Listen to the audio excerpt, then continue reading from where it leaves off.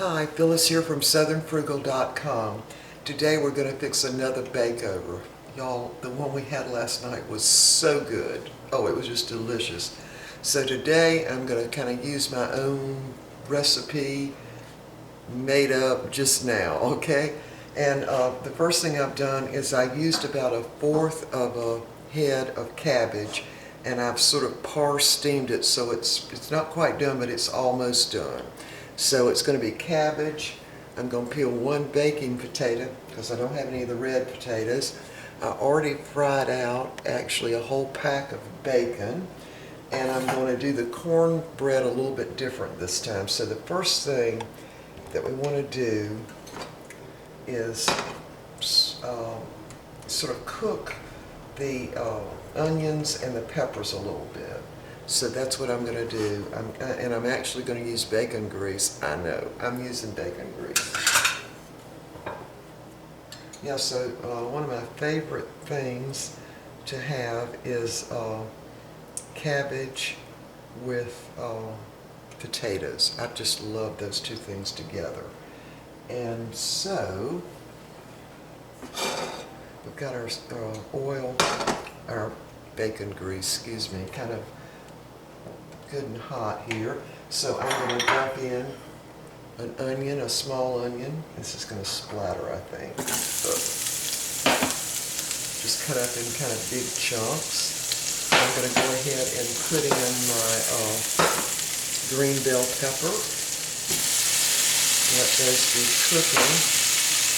And I'm going to cook this until the onions are translucent. So I'm going to go ahead and peel the potato now, cut it up in little cubes. And we've already got the cabbage steamed. So this is taking more than just 1 pot, but we're going to cook it all together in 1 pot with the cornbread. So we're going to pour the cornbread over the top of it. It already smells good, y'all. Anyway, last night we had 1/2 of it. So he had 1/4 of it and I had 1/4 of it. The other 2 pieces I had frozen for another meal some later date. So anyway, let me get the potato peeled and we'll be back. Alright, this time I cut my potatoes up into a little bit smaller pieces. I put them in a paper towel to kind of dry on just a little bit and dump those in. We aren't far from being through with all the work involved in this. Now I'm going to put a little salt in it this time. Mr. Bucky said he thought it needed a little salt last night.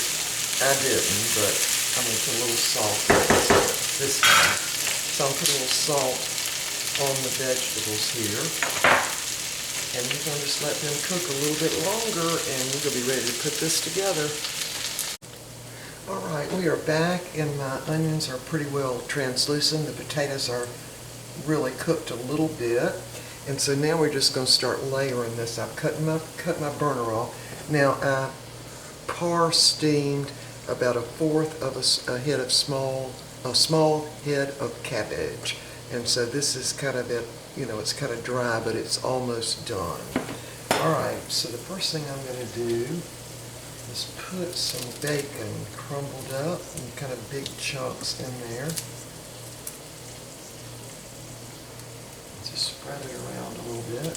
I did go ahead and cook the whole pack of bacon. I've already mixed up my cornbread mix. Alright, now I've got a cup of shredded cheddar cheese. I'm just going to put a little bit on there. Yeah, I'm just going to layer this. Alright, now I'm going to put on all my cabbage, which is pretty well drained and dry. Spread that out. And then a little more bacon, just chunks in there.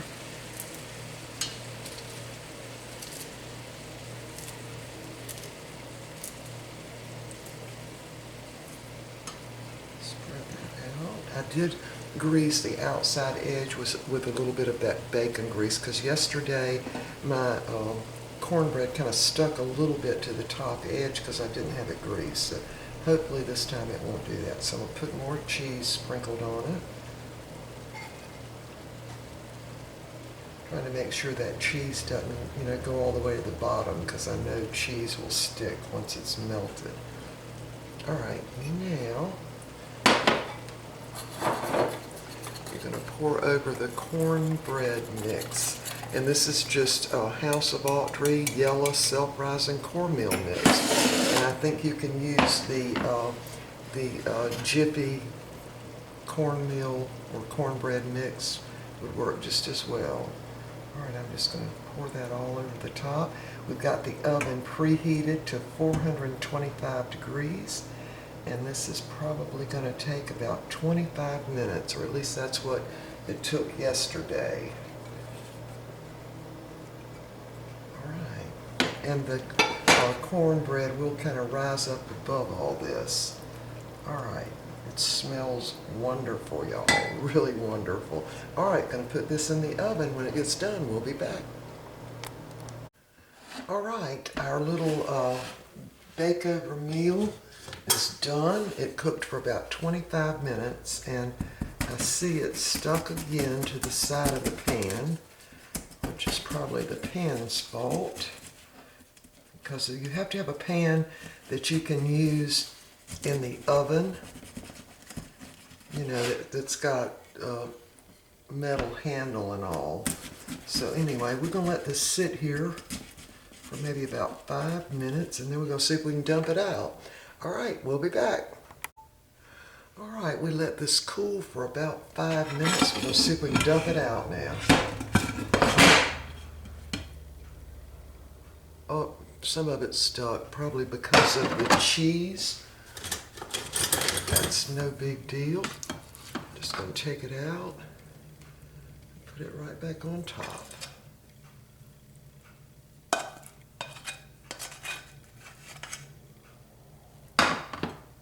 There we go. All right, there it is. It smells wonderful, y'all. All right, I'm going to let it cool just a little bit, and I'm going to cut it and put it on the plates. All right, y'all, there's what it looks like. I'm going to taste of it on camera since this is my own concoction. Still a little hot, but I can tell the cornbread is much more moist this time. Still really hot.